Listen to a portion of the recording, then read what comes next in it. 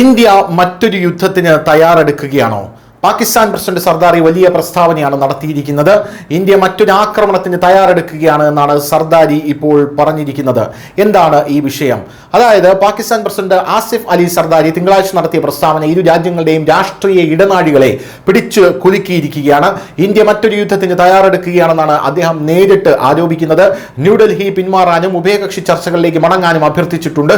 പ്രതിപക്ഷത്തിന്റെ തുടർച്ചയായ പ്രതിഷേധങ്ങൾക്കിടയിൽ പാർലമെന്റിന്റെ സംയുക്ത സമ്മേളനത്തെ അഭിസംബോധന ചെയ്തുകൊണ്ട് സംസാരിക്കുകയായിരുന്നു അദ്ദേഹം എന്നുള്ളതാണ് മറ്റൊരു പ്രധാനപ്പെട്ട കാര്യമെന്ന് പറയുന്നത്.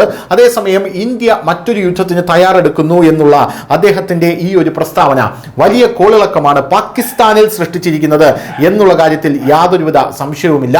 നമുക്കറിയാം, ഓപ്പറേഷൻ സിന്ദൂർ അടക്കമുള്ള വലിയ രീതിയിലുള്ള സൈനിക ഓപ്പറേഷനുകൾ കഴിഞ്ഞ ഈ ഒരു സാഹചര്യത്തിൽ ഇന്ത്യയും പാകിസ്ഥാനും തമ്മിൽ ഏത് തരത്തിലും അടിപൊട്ടാം എന്നുള്ളൊരു സാഹചര്യമാണ് നിലവിൽ ഉണ്ടായിരിക്കുന്നത്.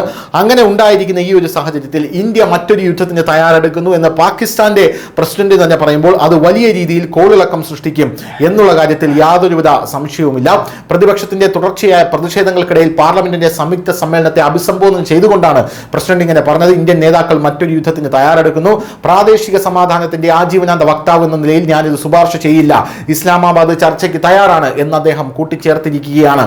യുദ്ധവേദിയിൽ നിന്ന് പിന്മാറി അർത്ഥവത്തായ ചർച്ചാമേശകളിലേക്ക് മാറുക എന്നതാണ് എനിക്ക് അവരോടുള്ള സന്ദേശം. കാരണം പ്രാദേശിക സുരക്ഷയ്ക്കുള്ള ഏക മാർഗം അതാണെന്ന് പറയുന്നു. സിന്ധു നദീജല ഉടമ്പടിയിലെ ന്യൂഡൽഹിയുടെ നിലപാടിനെയും പാക് പ്രസിഡന്റ് വിമർശിച്ചു. കരാർ താൽക്കാലികമായി നിർത്തിവച്ചതിനെ ജലഭീകരതയുടെ ലളിതമായ പ്രവൃത്തിയായി അദ്ദേഹം വിശേഷിപ്പിച്ചു.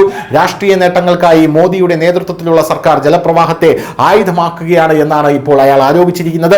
ജമ്മു കശ്മീരിലെ ജനങ്ങൾക്ക് നയതന്ത്രപരവും ധാർമ്മികവുമായ എല്ലാ പിന്തുണയും നൽകാൻ ഇസ്ലാമാബാദ് തയ്യാറാണെന്നും ഇയാൾ ഊന്നിപ്പറഞ്ഞു. കശ്മീർ പ്രശ്നം പരിഹരിക്കുന്നതുവരെ ദക്ഷിണേന്ത്യയിലെ ശാശ്വത സമാധാനം കൈവരിക്കാനാവില്ലെന്നും ഇദ്ദേഹം പറയുന്നുണ്ട്. അഫ്ഗാനിസ്ഥാനിൽ നിന്നുള്ള ഭീകരാക്രമണ ഭീഷണിയെയും ഇയാൾ അഡ്രസ് ചെയ്തു. News desk Malayalam.